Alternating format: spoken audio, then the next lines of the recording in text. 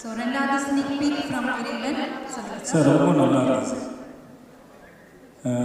ஒரு நிமிஷம் கேட்குறீங்களா சார்? ஏன்னா எனக்கு தெரியாமல் திருவிழாக்கு கூட கூட்டு வந்துட்டாங்க. அது என்ன பேசுறது தெரியல. அவருக்கு ஒரு மைக் கொடுங்க சார். ஆமாம் சார். நான் அகமது சாரோட வேலை செஞ்சதில்லை. இங்கே லீக் ஆயிடுச்சு மாட்டினீங்க. ஸோ அகமது சார் தான் எந்த வேலையும் இது வரைக்கும் பார்த்தது. பட் 2-3 முறை சந்திச்சிருக்கோம். ரொம்ப தன்மையான ரொம்ப அழகான ஒரு மனுஷன். ஆனால் இப்படி படம் எடுப்பார்னு எதிர்பார்க்க அதான் ஏன்னு கேட்டேன். ஏன்னா இந்த இறைவனுடைய இந்த ஃபங்க்ஷன் வந்து அத்தனை பேரும் ரொம்ப ஸ்வீட்டாக இருக்காங்க. ரொம்ப அழகாக பேசுறீங்க. ஜெயமலி சார் ரொம்ப ஸ்வீட்டாக இருக்காரு. விஜயலட்சுமி உங்களோட காஸ்டியூம் ரொம்ப நல்லா இருக்குது. ரொம்ப அழகாக இருக்குது. கேட்குதா? நீங்கள்லாம் எதுக்கு சத்தம் போட்டோன்னு தெரியல. ஒரு புரிஞ்சா கூட அதை பேசி சமாளிச்சோம்னா உங்கள் டைமிங் சென்ஸு புரிய மாட்டேங்குது. ஸ்பீக்கர் ஒர்க் ஆகலையா?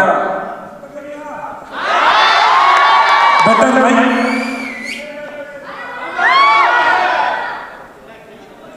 ரொம்ப நேரம் சவுண்ட் பார்ப்பேன். நிஜமாவே இந்த தியேட்டரில் 10 ரூபா டிக்கெட் கொடுக்குற மாதிரி ஃப்ரெண்ட்ஸில் யாருமே கேட்கல. ஏன் ஏரியாவில் நீங்கள் இந்த ஸ்னீக்கும் கேட்கல. எல்லாம் மூக்கில் உரிச்சு தான் புரிஞ்சுக்கிறோம். நாங்கள் எல்லாரும் சுத்தமாக புரியல. தயவுசெஞ்சு இதோட நான் நிறையா ஃபங்க்ஷனுக்கு வந்துட்டேன். எப்போ பேசினாலும் ஃப்ரெண்டில் உட்காந்து புரிய மாட்டேங்குது. கேமரா இருக்கிறதுனால நாங்கள் புரிகிற மாதிரி மூஞ்சி வச்சுக்க வேண்டியதாக இருக்குது.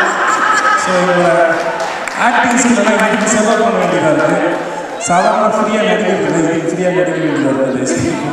ப்ளீஸ் சவுண்டு யார் அரேஞ்ச் பண்ணோம். மண்டபத்துக்கு ஏற்ற ஸ்பீக்கர் வைங்க. இல்லாட்டி இந்த ஸ்பீக்கரில் புதுசாக புரிய மாட்டேங்குது. மேடையில் ஸ்பீக்கர் வைங்க. சுத்தமாக கேட்கல. உண்மையாக கேட்கல. ஆமாம் தான் இப்போ கேட்குதா? இவ்வளோ கஷ்டப்பட்டு பேசுறது யாரும் கேட்கல. இல்லை நம்ம அழகு பெருமாள் சார் சொன்னார்ல ஏதோ ரிவர்ப் அடிக்குன்னு சொன்னார். சார் எதுவுமே கேட்கல. தயவுசெய்து கொஞ்சம் குறைச்சாது வச்சுருங்க. உங்களுக்கு ஓகேவா? இப்போ ஃபங்க்ஷன் நடத்துகிறதா வேணாமா நீங்கள் சொல்லுங்கள். எதாவது அட்ஜஸ்ட் பண்ணி வச்சுக்கோங்க. Okay sir. நிஜமாகவே உங்கள்கிட்ட 2-3 விஷயம் தான் சார். உங்களோட டைட்டில் வந்து ரொம்ப பிரமாதம் சார். ஒன்று வந்து முதல் படம் ஆரம்பிக்கிறாரு என்றென்றும் புன்னகைன்னு ஒன்று ஆரம்பித்தார். அது ரொம்ப அழகான டைட்டில்.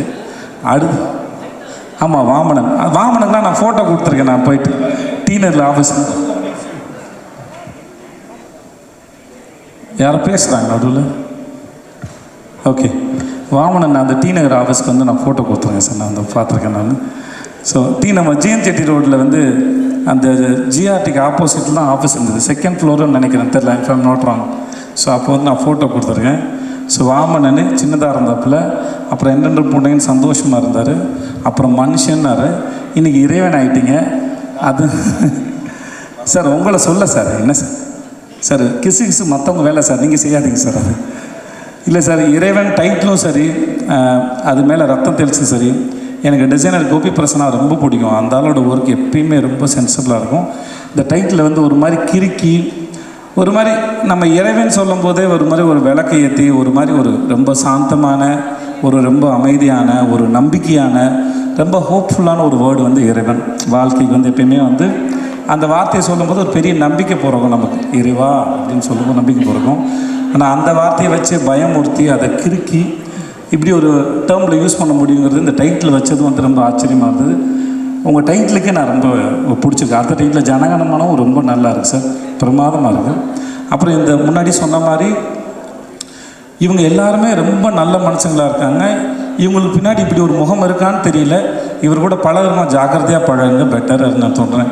ஏன்னா இறைவன் டைட்டில் வச்சு ரொம்ப சைக்கோத்தனமாக ஒரு படம் எடுத்துருக்கு. பட் இந்த படத்தோட ஃபோட்டோகிராஃபி ரொம்ப பிடிச்சிருந்தது. மணிகண்ட பாலாஜி இப்போ தான் உங்களை பார்க்குறேன். உங்களோட எடிட்டிங் ரொம்ப நல்லா இருந்தது. It's very nice. எந்த டிஸ்டர்பன்ஸும் இல்லாமல் நான் இந்த ஃபுட்டேஜ் வந்து ரொம்ப பயமுறுத்துது. ஆனால் படம் பார்க்கணுங்கிற ஆர்வத்தை ஏற்படுத்துது சார். ரொம்ப தேங்க்யூ ஸோ மச். ப்ளீஸ் உட்காருங்க. ரொம்ப ஏன்னா மோஸ்ட்லி எனக்கு வந்து இது மாதிரிலாம் இருக்கும்போது ரொம்ப பயம் இருக்கும் நான் பார்க்குறதுக்கு.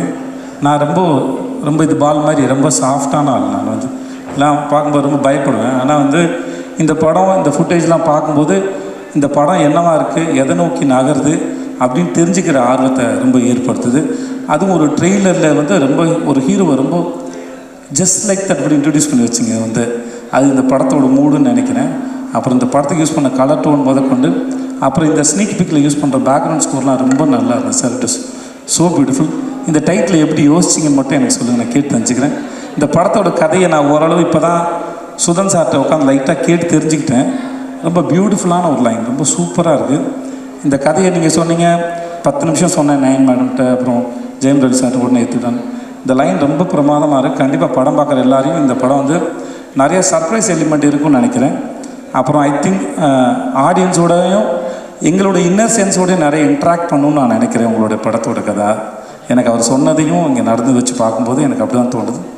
பட் பயமுறுத்தினாலும் இந்த படம் ஏன் பயமுறுத்துது அப்படின்னு பார்க்குற ஆர்வத்தை இந்த படத்தோட டைட்டிலும் இதோட ஸ்கோரும் இதோட ஃபோட்டோகிராஃபி ஆக்டர்ஸு எஸ்பெஷலி ஜெயம் ரவி சார் எல்லாருமே சேர்ந்து ரொம்ப தோன்றுறாங்க. ஸோ வாழ்த்துக்கள் சார். உங்கள் டைட்டிலுக்கான காரணத்தை சொல்லிட்டு போங்க சார். சொல்ல முடியும்னா சொல்லுங்கள், சொல்ல வேண்டாம்னா சொல்லாதீங்க. இறைவன் வந்து வாழ்க்கையும் கொடுப்பான் அண்ட் வந்து ஒரு இறப்புக்கும் இறைவன் வந்து ரொம்ப முக்கியமான ஒருத்தர். என்னென்னா ஒரு பிரச்சனை நடக்கும்போது நம்ம வந்து இறைவான்னு கூப்பிடுவோம், இல்லாட்டி ரொம்ப ஹாரிஃபிக்கான ஒரு இன்சிடெண்ட் நடந்துருச்சுன்னா ஆண்டவன் எங்கே இருந்தான்ற ஒரு கேள்வியும் இருக்கும்.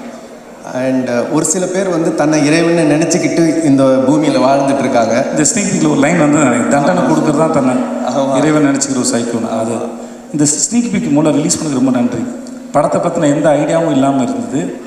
இதை ரொம்ப ரிலீஸ் பண்ணதுக்கு மூலம் படம் புரிஞ்சு. தேங்க்யூ. அண்ட் அதனால் வந்து இதில் வந்து ஒவ்வொருத்தர் வந்து அவங்களுக்கும் இறைவனுக்கும் இருக்கிற கனெக்ஷனை வச்சு அவங்கவுங்களுக்கு ஒரு புது அர்த்தம் வரும். நான் டைரெக்டாக இதுதான் அப்படின்னு சொல்ல வரல. பட் இதில் வந்து சம்டைம்ஸ் வந்து இறைவன் யாரையாவது தண்டிக்கணும்னா மனித ரூபத்தில் கூட ஒருத்தரை அனுப்பி தண்டிப்பார் அப்படின்ற ஒரு அது வந்து அர்ஜுன் அப்படின்ற ஒரு ஹீரோ மூலயமா இந்த விஷயங்கள் பண்ணுறாரு அப்படின்னு ஒரு 3-4 லேயரில் ஒர்க் பண்ணியிருக்கேன். ரொம்ப நல்லா இருக்கு sir. Thank you so much. Thank you sir. நன்றி சார். ஏன்னா அவர் படத்தை பற்றி கம்மியாக பேசினார். அவர் பேசினா நல்லா இருக்கும் தான் அவர் பேச வச்சு, வேறு ஒன்று மைக் கொடுத்துட்டு போயிருங்க சார்.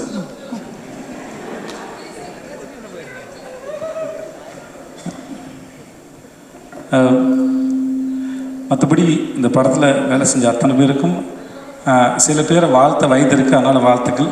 சில பேரை வாழ்த்த வயதில்லை, அதனால் வணங்குகிறேன்.